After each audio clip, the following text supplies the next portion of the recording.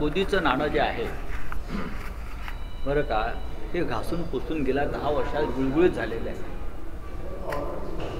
मोदीने नोटबंदी केली आणि 2000ची नोट जी होती ती रद्द केली. ती रद्द केलेली नोट म्हणजे मोदी. ती आता चालत नाही. ती आता चालत नाही बाजारात. कोणतीही नोट जी मोदींनी बाजारात आणली होती ती आता चालत नाही. आता त्याच्यावरती मी काय बोलतो. आणि बावनकुळे हा कालबाह्य झालेला ढब्बू पैसा आहे. 5 कंपन्यांकडून गोमांस निर्यात करणाऱ्या 5 कंपन्यांकडून भारतीय जनता पक्षानं 550 कोटी रुपये निधी घेतला आहे. त्याच्यावर मोदींनी बोला. मग कोण मटण खात आहे आणि कोण गोमांस खात आहे 550 कोटीचं भारतीय जनता पक्षाच्या रूपानं, हे जनतेला कळू द्या.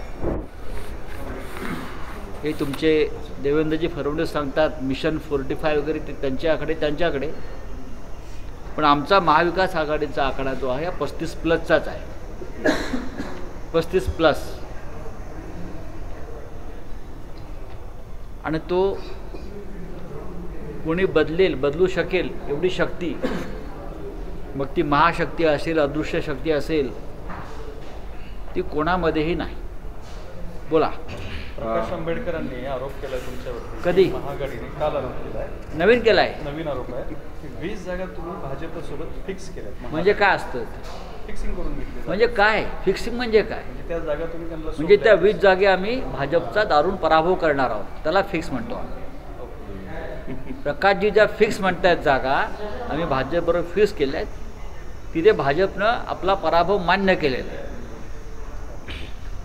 राजकारण आम्हालाही कळतं. राजकारण आम्हालाही कळतं. देशाचं संविधान जास्त आम्हाला कळतं, कारण आम्ही तो संघर्ष करतो. आणि लोकमानस जनमानस काय आहे महाराष्ट्रात आणि कोण कोणाविषयी काय बोलत आहे हे सुद्धा आम्हाला माहिती आहे.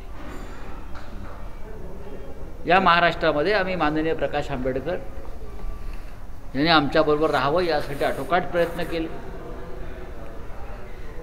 विनवण्या केल्या, प्रेमानं हातही जोडले की आपण चळवळीचं नुकसान करू नये अशी आमची भूमिका आहे. संविधान रक्षणासाठी डॉक्टर बाबासाहेब आंबेडकरांच्या प्रतिष्ठेसाठी महाविकास आघाडीबरोबर आपण यावं. या देशात लोकशाही धोक्यात आहे. हुकुमशाही धडक मारते, आपल्याला धडका मारते. आणि अशा वेळेला प्रकाश आंबेडकर हे आमच्याबरोबर असावेत ही आमच्या सगळ्यांची भूमिका होती.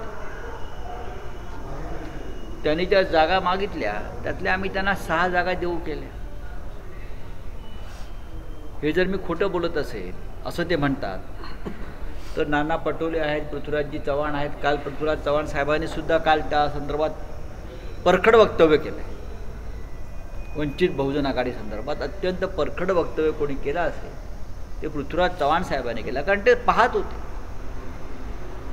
पृथ्वीराज चव्हाण असतील, नाना पटोले असतील, बाळासाहेब थोरात असतील, जयंतराव पाटील असतील, शरद पवार साहेब असतील, या सगळ्यांनीच विनंती केली होती या आपण एकत्र जाऊ.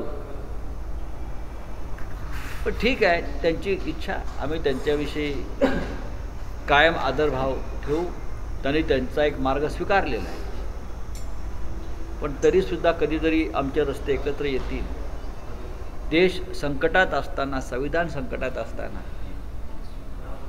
जे एकजुटीच्या लढ्यामध्ये एकत्र राहत नाहीत, मला असं वाटतं की देश त्याची नोंद ठेवतो. आज बावनकुळेंनी एक ट्विट केलेलं आहे. तुषार गांधी आणि प्रकाश आंबेडकर यांच्यामध्ये सुद्धा शाब्दिक युद्ध सुरू झाले. तुषार गांधी म्हणतात की प्रकाश आंबेडकरांची जी प्रामाणिक भूमिका प्रामाणिक नाही, त्यामुळे वंचित बहुजन आघाडीला मतदान करू नका. आणि प्रकाश आंबेडकर म्हणतात की महात्मा गांधींनी इंग्रजांना पळवलं, तो विचार तुषार गांधींमध्ये नाही. असं दोघांमध्ये सध्या आता असं आहे की प्रकाश आंबेडकर साहेबांचं अनेकांशी वाद सध्या सुरू आहेत. त्या वादामध्ये आम्ही का पडावं? आमची इच्छा होती त्यांना आमच्याबरोबर राहावं. आमची इच्छा होती की मुख्य प्रवाहामध्ये वंचित आघाडीनं सामील व्हावं. आमची इच्छा होती की आमच्या आंबेडकरी जनतेला महाविकास आघाडीच्या या महायात्रेमध्ये सामील करून घेता यावं, पण त्यांची भूमिका आणि त्यांचा विचार आणि त्यांचा निकाल वेगळा होता. त्याच्यामुळे मग आमचा नाईलाज झाला. पण आजही आम्ही सांगतो की त्यांच्यासाठी आम्ही सदैव आमचे दरवाजे उघडे ठेवलेले आहेत. बावनकुळेंनी एक ट्विट केलेलं आहे, ते असं त्याच्यात लिहिलेलं आहे की महाराष्ट्रात फक्त माझं नाणं चालणार ही उद्धव ठाकरेची अहंकाराची भाषा आहे. लोकलमध्ये मुंबईकरांशी चर्चा केली असती तर मोदी की गॅरंटी या नाण्याचा खणखणीत आवाज आला असता. मोदीचं नाणं जे आहे बरं का, हे घासून पुसून गेल्या 10 वर्षात गुळगुळीत झालेलं आहे. मोदीने नोटबंदी केली आणि 2000ची नोट जी होती ती रद्द केली. ती रद्द केलेली नोट म्हणजे मोदी, ती आता चालत नाही.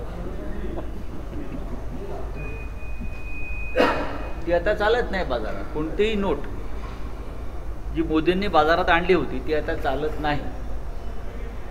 आता त्याच्यावरती मी काय बोलतो. आणि बावनकुळे हा कालबाह्य झालेला ढब्बू पैसा आहे बरं का. बावनकुळे हा कालबाह्य झालेला ब्रिटिशकालीन ढब्बू पैसा आहे.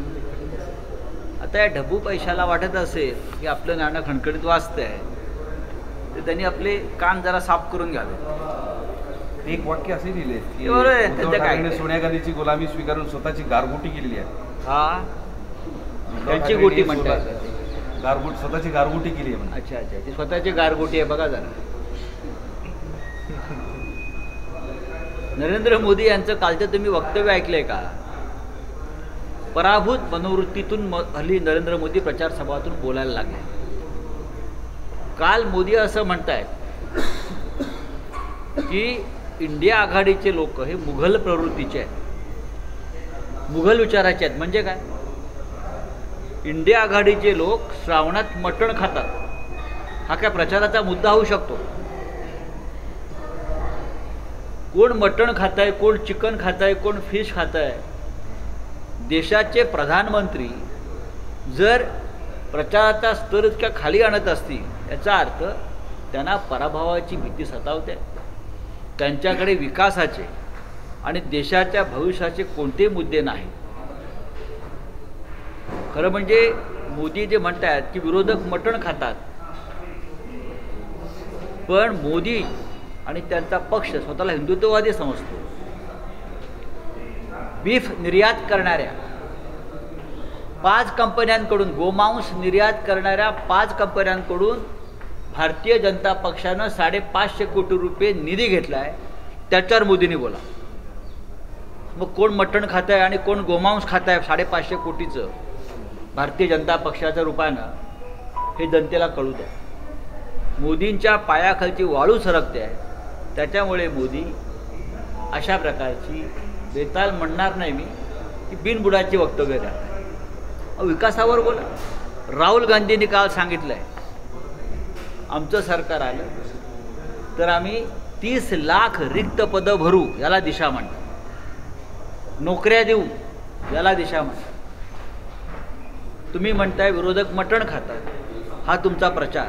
मग तुम्ही काय खाताय? भ्रष्टाचाराचं शेण खाण्यापेक्षा मटण खाणं चांगलं म्हणावं. मुंबईच्या उत्तर पश्चिम लोकसभा मतदारसंघामध्ये तुमच्याकडून त्यांच्याकडे गेले रवींद्र वायकर यांना उमेदवारी देण्यासाठी भाजपचा विरोध सुरू आहे. आम्ही काय करू? असं आहे की हा जो मिंदे गट आहे, जो स्वतःला खरी शिवसेना समजतो, त्याची लायकी भाजपकडे दाखवत आहेत. यांचे उमेदवार भारतीय जनता पक्ष ठरवत आहेत दिल्लीत आणि महाराष्ट्रामध्ये. कोणाला उमेदवारी द्यायची त्यांच्या गटानं